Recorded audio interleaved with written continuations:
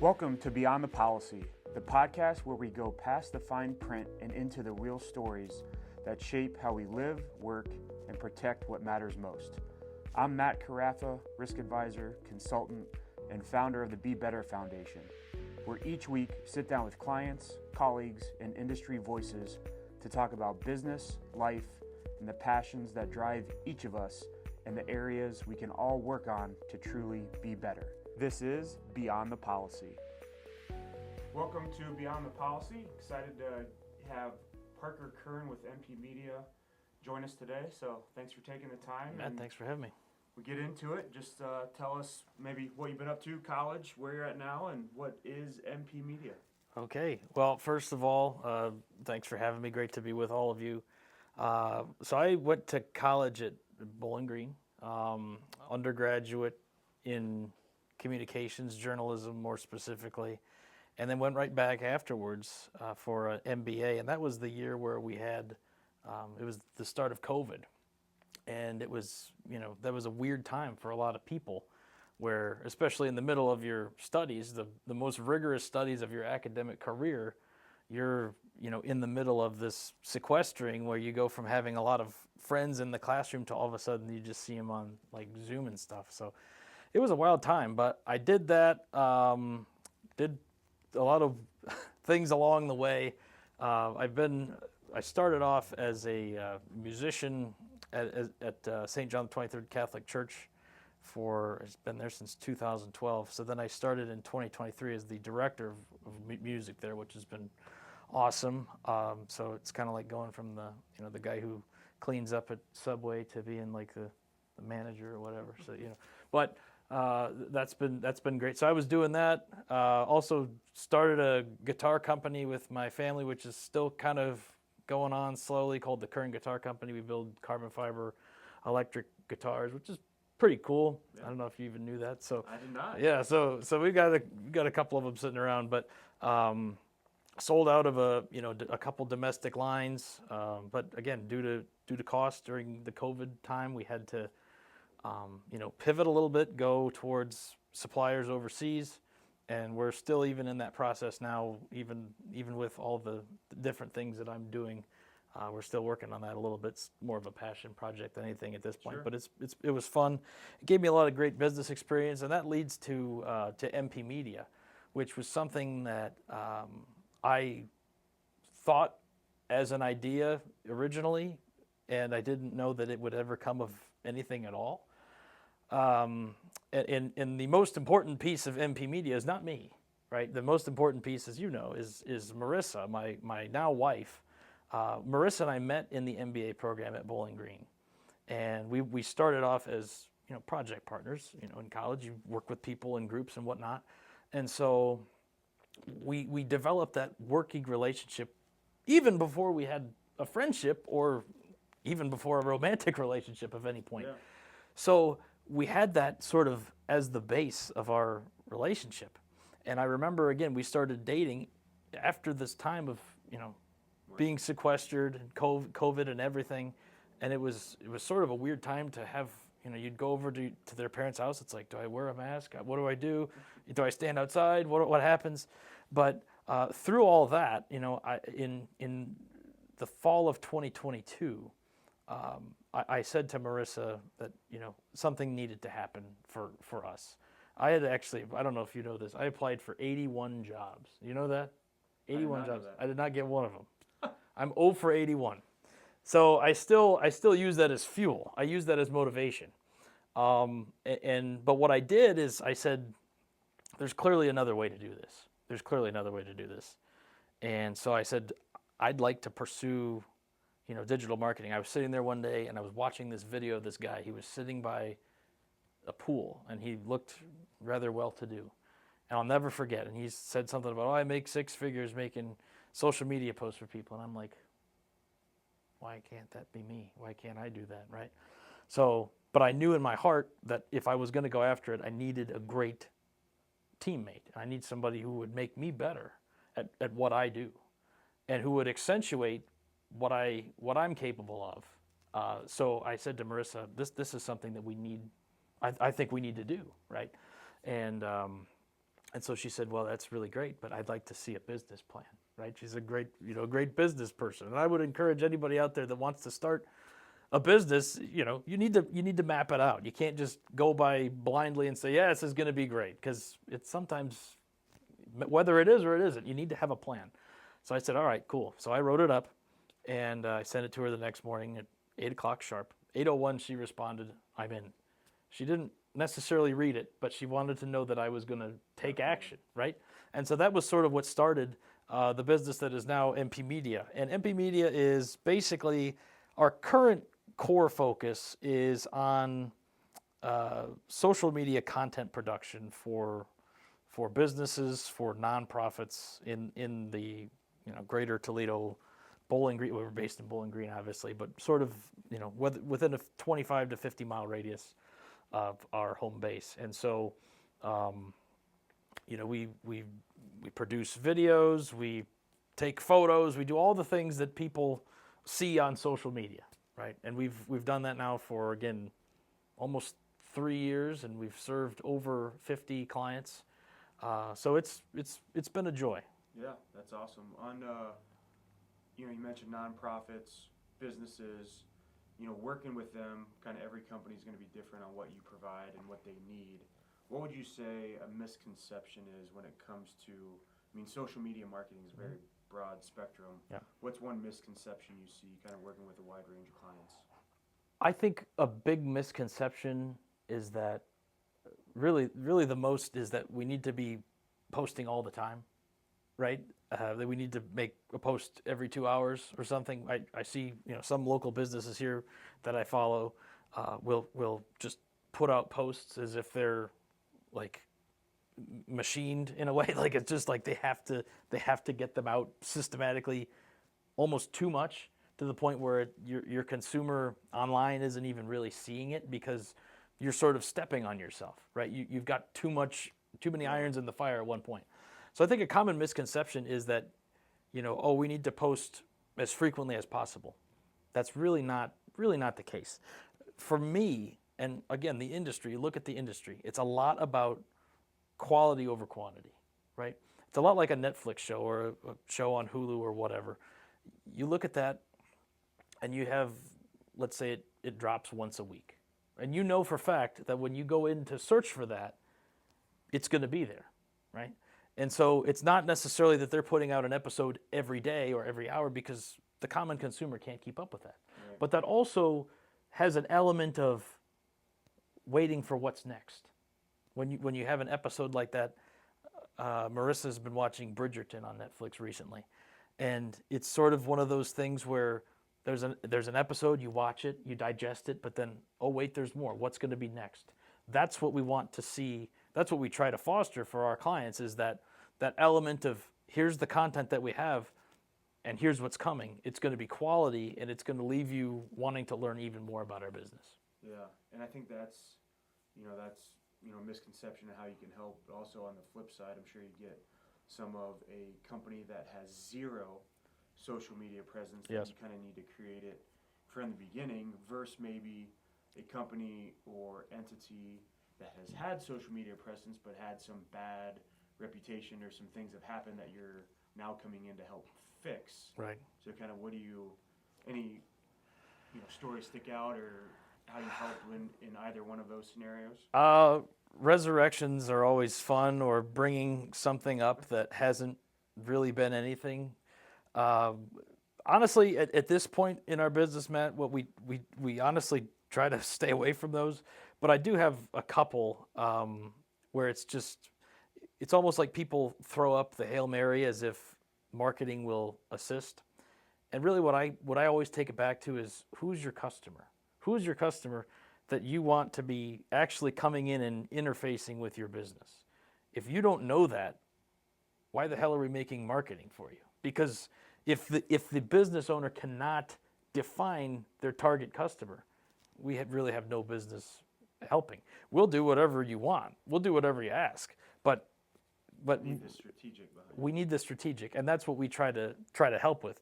And so what we've done is we've tried to align ourselves with businesses and people and nonprofits that do have a vision, that do have a goal, that do have something, something that they want to accomplish in a way, right? And they don't necessarily aren't just kind of shooting from the hip. The ones that obviously we've made great things happen for a lot of businesses that we've worked with, whether it's been sort of someone who's has a direction or does not, and we kind of that's our job, is to help them get on the path. But if they really can't even define their target customer, then that's when our antennae go up and we go, I don't know if this is going to be a good fit. Yeah, that makes sense. And that, obviously having firsthand experience of working with you and seeing some of that come out, I think that's outside of consistency, which I think is a huge thing, because some people have great visions of what they want to do, but I think you and MP Media help get it across the finish line, stay there to help build it, because it's not marketing in general is not always linear to see every dollar spent equals sales. It's a plan, right. It's a process, it's a part. Yes. And I think the consistency and your strategy, I think, goes a long way with that. Yeah. Well, I appreciate that. But the thing about you in particular is that you work very hard at it, right? We can tell that you work very hard, and you've done great things for yourself and in what you want to accomplish with the social media, and that's what counts. That's what some people miss, and we can try our best to help them to find that, and right. Most times we do. But it really it's a partnership. It's a partnership, and we want to basically be an extension of the business, yeah. And we want to operate just as that. Yeah, and if we take you mentioned 3 years in business, coming out of COVID time period, we're gonna maybe have started. If we look forward, the rest of 26 into maybe even 27, any trends? You hear a lot of buzzwords about the algorithm and how it changes, and all of that. Obviously, of what you stay up on as part of your business, but any trends for people listening of kind of what to expect in this realm going forward? I mean, I'm going to say it. It's AI, right? I mean, it's everywhere. It's just getting more prevalent. It's getting more scary. Well, maybe not scary, but it's getting more technologically capable of replicating things as seemingly real, right? This video right now, you could put in a prompt and say, put in a guy with a flannel shirt and a blue quarter zip, and it would put out something that looks very similar to what we're doing right now, and it would seem as if it's real. Everything is becoming hyper real, and so from a consumer standpoint, I would advise everyone to take everything you see with a grain of salt, right? And as you're watching things online, whether it's personal or business, just be like, okay, is this if something looks even a little bit suspicious to you, it's like when my mom used to, when I was a kid, and she would sniff the milk to make sure before she poured it for me, to make sure, give it the sniff test and go, okay, is this really? Do we think this is real? But that line is becoming even more blurred, and so for me as a person in this industry, it's exceedingly important to be understanding of what the technology can do to help us, instead of because everybody's always like, well, I don't want to be replaced by AI, or I'm going to get replaced by AI or whatever. We don't really know if that's the case, but we can go down with a fight, right? And so that's what we try to do, especially with the organization that we are. We're like, how can we, because it helps us, right? Sure. We use AI tools in our business to assist with all sorts of things, because we don't want to be replaced by it, but also because it assists us, and even more importantly, it assists us in helping our customers. And that's really what it's all about. But I would say continue to watch for that, the good, the bad, and the ugly of AI and all that it can bring. Yeah, I think that's in the insurance space. It's not a matter of replacing, it's a matter of utilizing. Absolutely. And I think that would be the same. My doctor says every time I go to see him for my physical, and he'll give me something, a piece of advice or whatever, and he'll say, that's a tool that you can put in your toolbox, right? And so I think that we need to look at AI as a tool that we can put in our toolbox. We don't need to be afraid of it. People are still in our industry are deathly afraid of what it is and what it can do. But it's a tool. If I could be afraid of a car that could potentially hit me, but if I know how to drive the car and know how to operate the car, I'm the master of the car. So I can control what the car does, right? But if I'm just standing there and the car's coming at me, yeah, of course. But we need to understand how we can take the power and harness it. Yeah. And, you know, that's good. I'm sure we'll circle back to some of those things, but I also want to get into a little bit about, obviously, the entrepreneurship within your family. I'm sure it goes back long, and you already hit on a few. Guitar company, involved in the church, started your own company. At the young age when you have, you know, the mindset of some people, I have to go to college, I have to get a corporate job. You know, that could be for some people. You know, entrepreneurship and kind of do it on your own is the path you chose. What in that entrepreneurship journey would you say you've learned, or maybe, you know, you failed at and learned the hard way? You know, any advice on kind of going out on your own, and how'd you start to where it is now? You don't.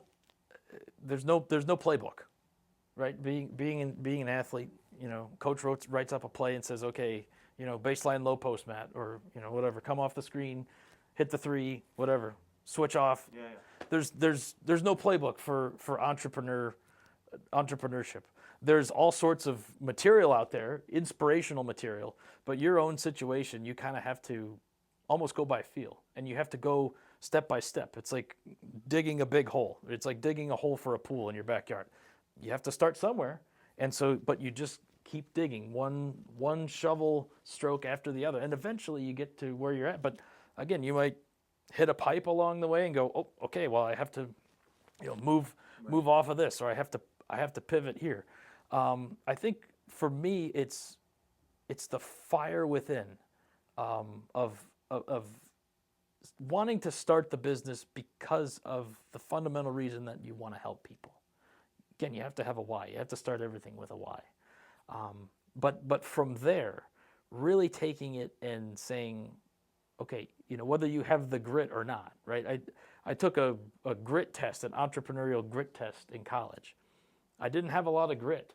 I didn't have a lot of it.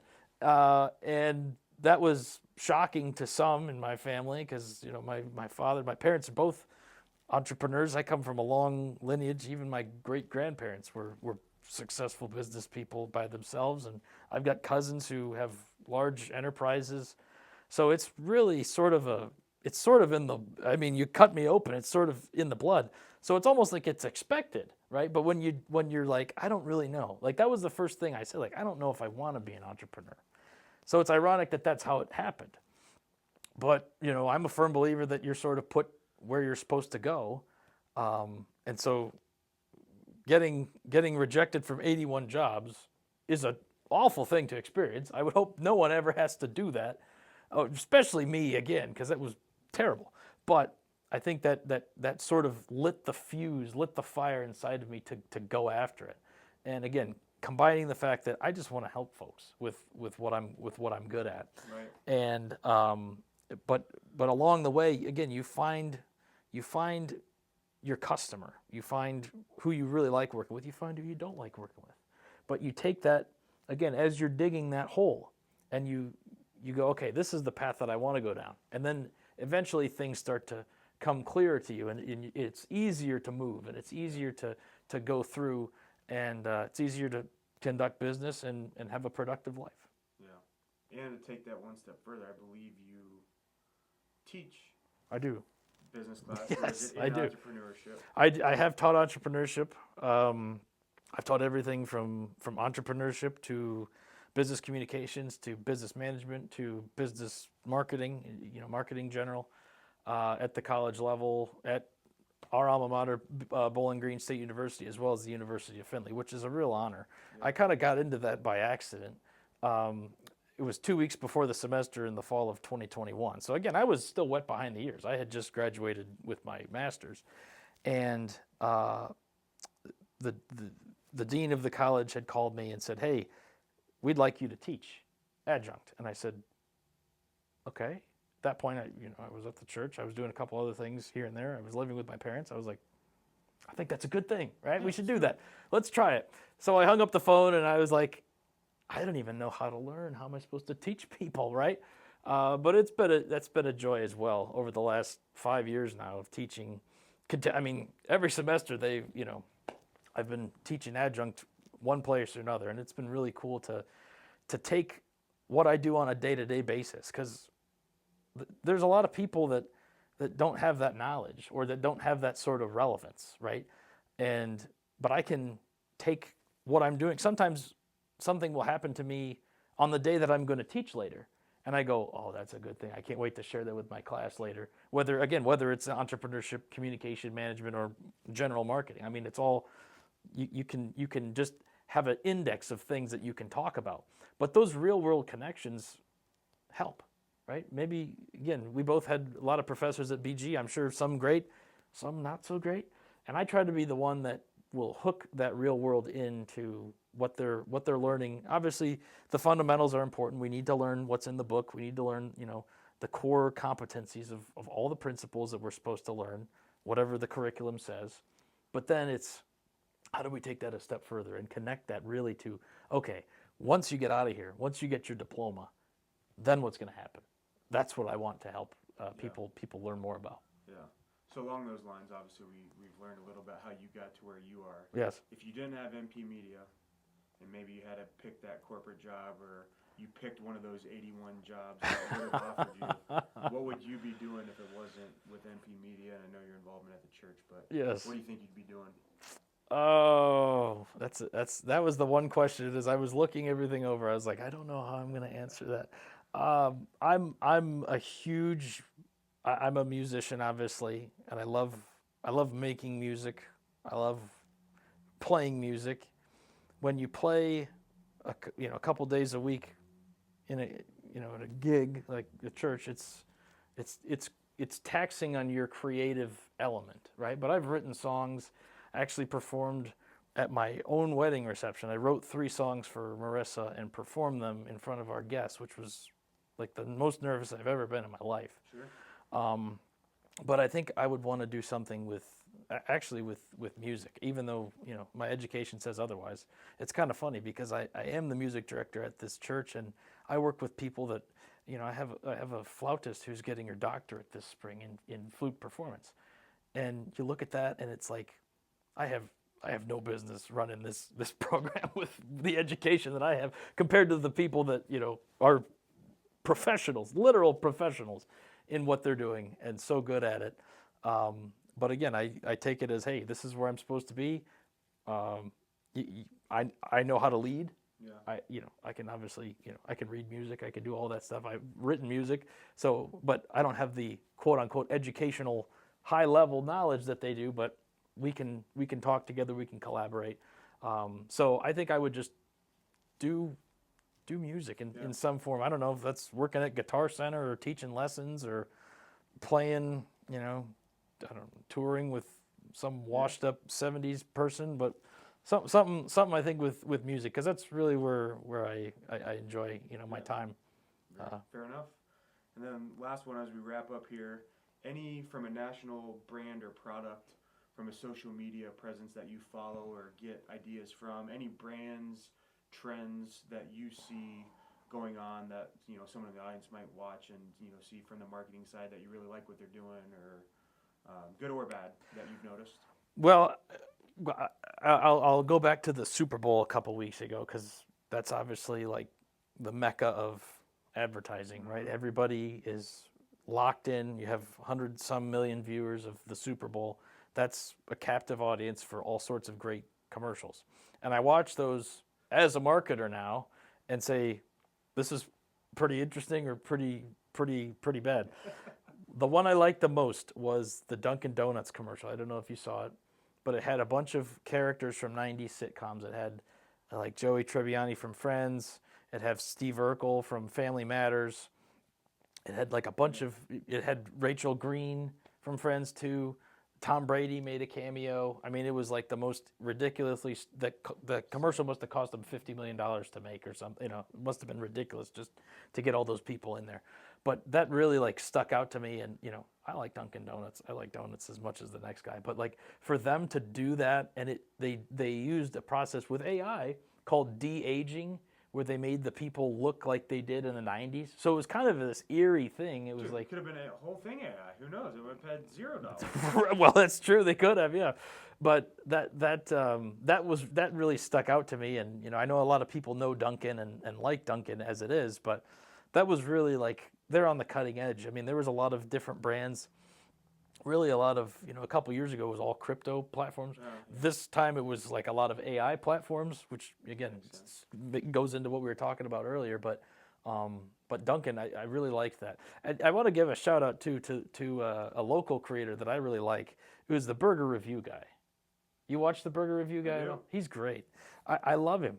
I actually got to talk to him a couple months ago. Worked with Beckett's, and he was doing the thing with George at Beckett's. So I was like, "You want me to call?" George was like, "Yeah, you got to talk to this guy." I'm like, "You want me to talk to the Burger Review?" Like, I'm not worthy, right? So like, of course, the first like 2 minutes of the call, I'm just like glazing, and I'm like, "Oh, this is amazing! Your content's so good." But he does a great job, and he has fun with it. He owns a restaurant. He owns the Lucky Junction, I think, a couple other restaurants. So that takes some moxie to go out there and like review other people's burgers, in addition to your own. But I really like, he's very engaging. He's fun. I look at his ratings that he has sometimes if I'm elsewhere and I'm like, where's a good burger? Where can I grab something good? And I'll look at his, table and see his rating system. But he's really good. He's done a great job. And he, probably didn't think anything of, just posting burger reviews. Sure. I mean, it's based on the Dave Portnoy, first bite, everybody knows the rules, pizza review deal, but he's done a phenomenal job, and I think that's great, and I look forward to watching him. Again, it's a lot like we talked about with the quality of the content and the fact that I'm like, hey, where's he going to go next time? Sure. Where's he going to go next time? So he does a great job of it. Very good. And if anyone listening today liked what they heard, wants to learn more about MP Media, where should they find you? How should they reach out? What do you got for them? You can hit me up. I think we have an email address on our website, mpmediadigital.com. Would love to hear from anyone. I have, LinkedIn, Facebook, Parker Kern, Parkerkern, pretty easy name to spell. We also have, obviously, MP has a Facebook page. It's probably good to have a social media presence if you're a social media business.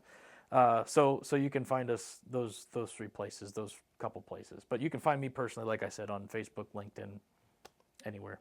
Awesome. Thanks for the time. Thanks for tuning in today on Beyond the Policy. We'll catch you on the next one. Thanks for hanging out with me on Beyond the Policy. If you got something out of today's conversation, pass it along to a friend, client, or colleague who might enjoy it too. You can always connect with me through the show notes or on LinkedIn. And remember, the best coverage always starts with the right conversations. Until next time, be better.